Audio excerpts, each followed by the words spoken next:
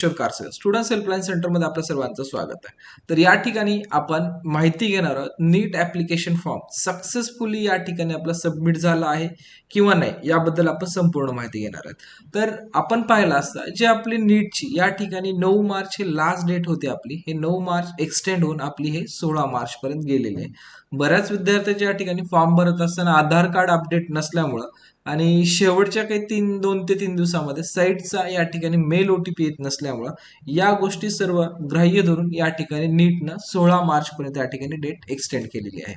तर ज्या मुलांनी ऑलरेडी फॉर्म भरला आहे किंवा अद्यापही काही मुलं फॉर्म भरत आहेत अशा मुलांना या ठिकाणी काळजीपूर्वक एक इन्फॉर्मेशन लक्ष करून भरायची आहे की जर आपण या ठिकाणी आपला ऍप्लिकेशन फॉर्म फिलअप केला आहे तर फिलअप केल्यानंतर आपला ऍप्लिकेशन फॉर्म सक्सेसफुली सबमिटेड आहे किंवा तो या ठिकाणी काही स्टेप आपल्या पेंडिंग आहेत हे आपण या ठिकाणी काळजीपूर्वक पाहणं गरजेचं आहे.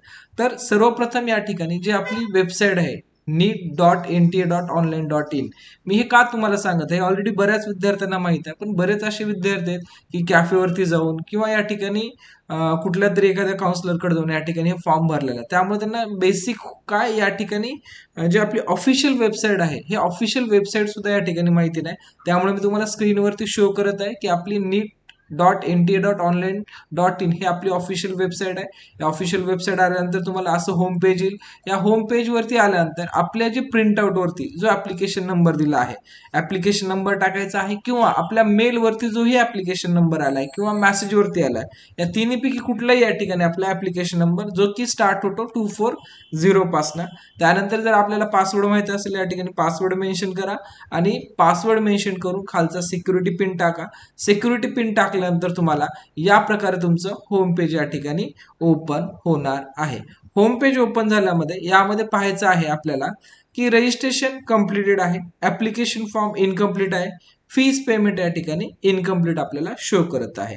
आणि या ठिकाणी बऱ्याच विद्यार्थ्याच्या अशा स्टेप आम्हाला पाहण्यास मिळालेल्या आहेत. कारण का काही विद्यार्थ्याचे या ठिकाणी आधार कार्ड आई वडिलांचं अपलोड केल्यामुळे त्यांनी याच ठिकाणी फॉर्म थांबवला होता.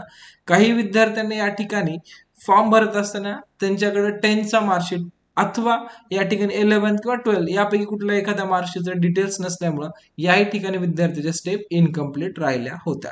तर ज्याही विद्यार्थ्याच्या अशा स्टेप्स इनकम्प्लीट आहेत त्या विद्यार्थ्यांनी लवकरात लवकर आपल्या या ठिकाणी स्टेप कंप्लीट करून घ्यायचं आहे की डेट आहे आपली 16 मार्च. 16 मार्चच्या अगोदर आपल्याला या फॉर्म मधल्या सर्व स्टेप्स आपल्याला कंप्लीट करून घ्यायच्या आहेत की जेणेकरून आपल्याला फर्दर जे आपली ऍडमिशन प्रवेश प्रक्रिया आहे यामध्ये कुठली अडचण येता कामा नये.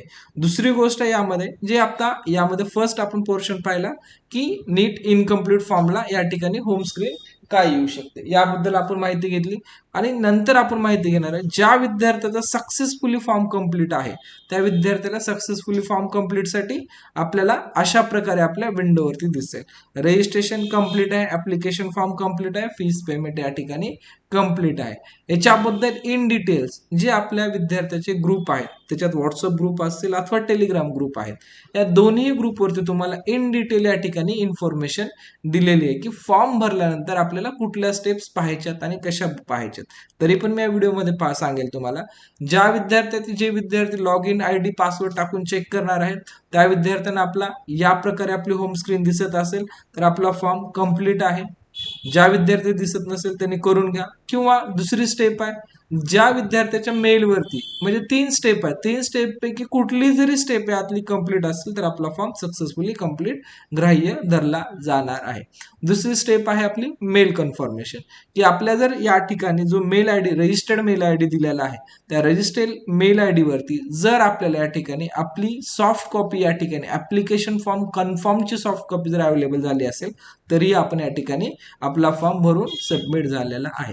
तिसरी स्टेप काय, ज्या विद्यार्थ्यांनी फॉर्म भरला अशा विद्यार्थ्याकडे या ठिकाणी फॉर्म भरल्यानंतर ज्या विद्यार्थ्याकडे प्रिंट आउट अवेलेबल आहे अशा विद्यार्थी या ठिकाणी फॉर्म सक्सेसफुली सबमिट झाला आहे आपण असं ग्राह्य धरू शकतो. ठीक आहे. याच्या व्यतिरिक्त फॉर्म भरल्यानंतर पुढील स्टेप्स काय असू शकतात ऍप्लिकेशन प्रवेश म्हणजे ऍप्लिकेशन मध्ये काय असू शकतात याबद्दल आपण पुढील व्हिडिओमध्ये इन डिटेल